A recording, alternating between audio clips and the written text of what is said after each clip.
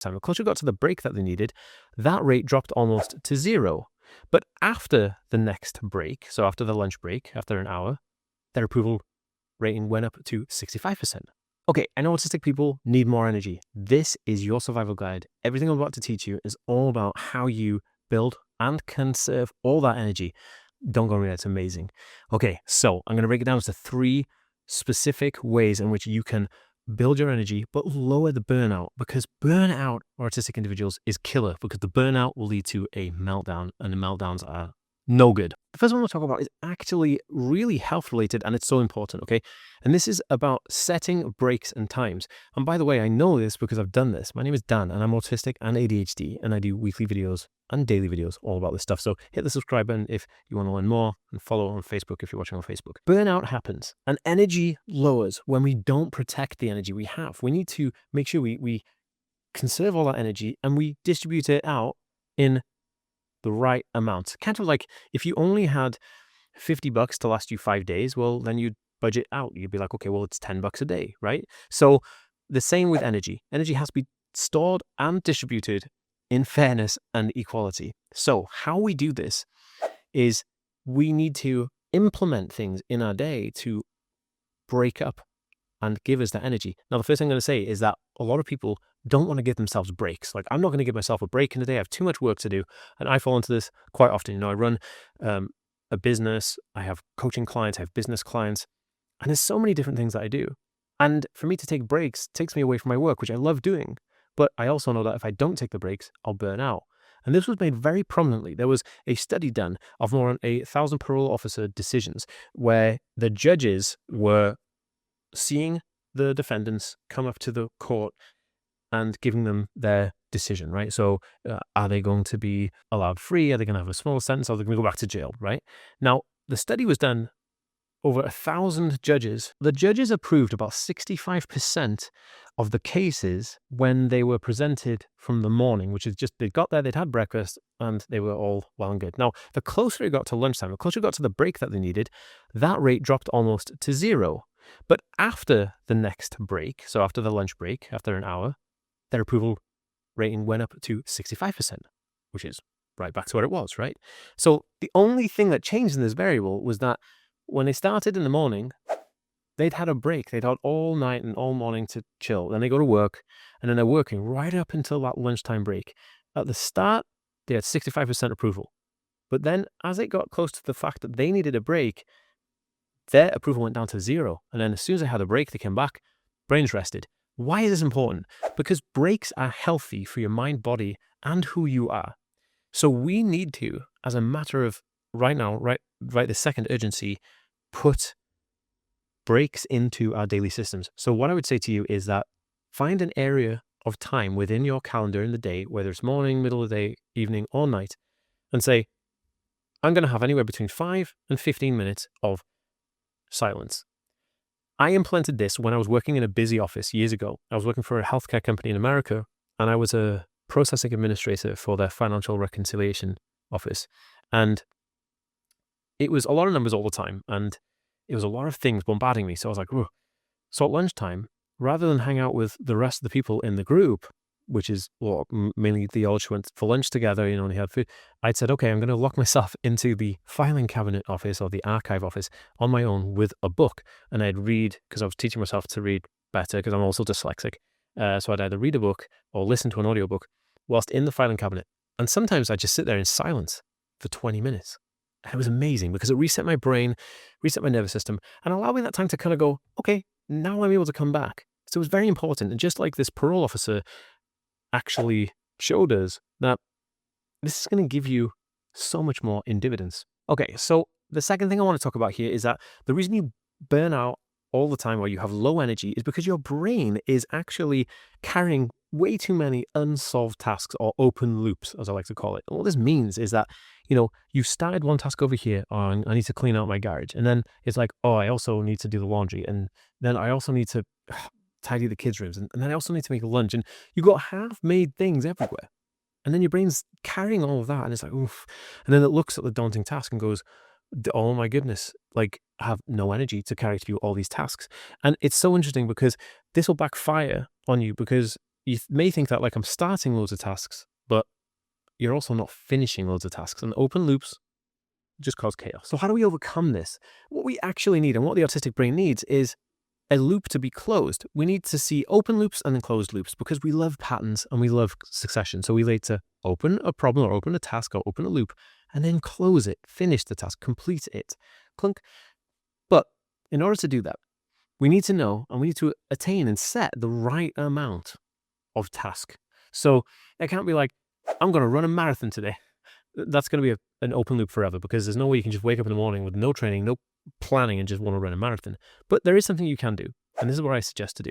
The first thing you should do is wake up, make your bed, and fold your clothes, right? Simple. A task with the problem. Bed was messy, right? Or the clothes were on the floor. So I've picked the clothes up, if I've put them into the laundry hamper, or I've, folded them, and I've made the bed.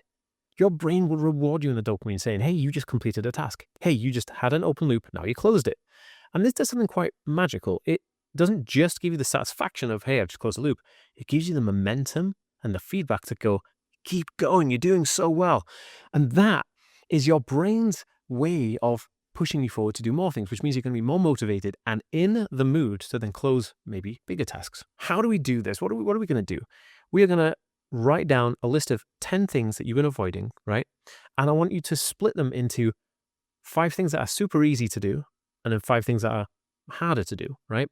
And then you're going to put the easier tasks at the top and put the easiest task right at the top. This goes against what most people will ever tell you. They say if you're going to do a task list, if you're going to do a to-do list, squash the frog or whatever they call it, right? Eat the frog or whatever it is in business. I don't know. But they say do the hardest task first. And why they say this is because their theory of this is that if you can do the hardest task first, then everything else is super easy and you can just breeze through the rest of it, right? Do the hardest thing first. Kind of like, when you're a kid and you don't like the vegetables on the plate, but you love the meat, right? And then your mum's like, you have to eat vegetables before you eat your meat. And you're like, dang it. But you know that, hey, as an adult, you kind of go, yeah, I'm going to eat my vegetable first, then I'll eat the meat because the reward of eating the meat afterwards is so much better. No, I don't eat meat, but you know what I mean? So that is the same with this. Find the simplest task and you do it first for 2 reasons. 1, it satisfies your brain's need to close that loop. Oh my goodness, it's so good. It's so satisfying.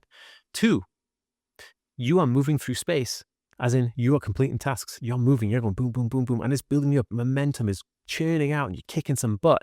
And I teach all of this, by the way, in a program called the Bulletproof Brain.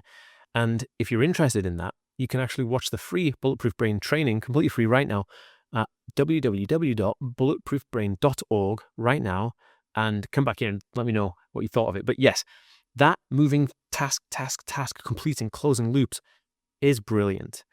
Then when you get to the hardest parts on the list, you know that, hey, I'm actually through my list like 50% of the way. I can start at least one of these hard tasks. And this is going to do something quite magical as well. When you're starting the hard task, it's going to open the hard task loop, but you've got all the rest of the easy ones closed. So you've got a bunch of closed loops, which is great. You've physically ticked them off your list, which gives you a lot of good feedback.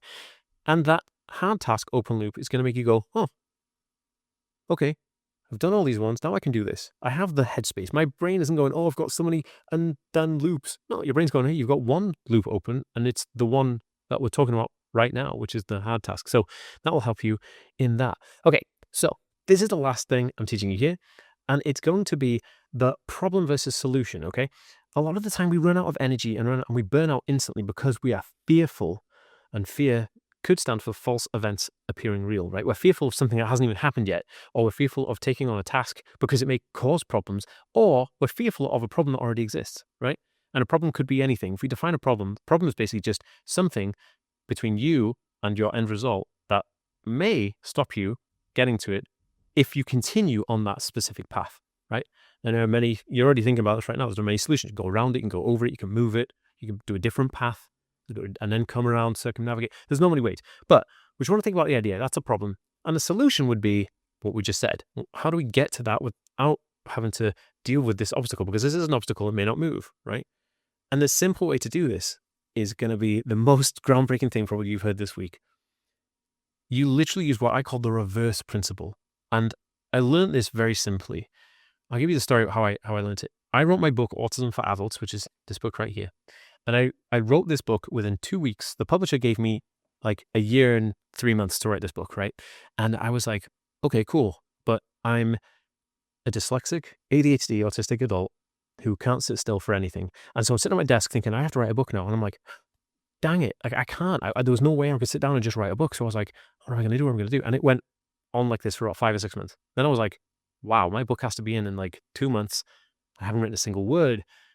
Then I realized something. When I'm out running, because I like to run, right, as part of my fitness, I'm out running and I'm listening to audiobooks because I'm dyslexic.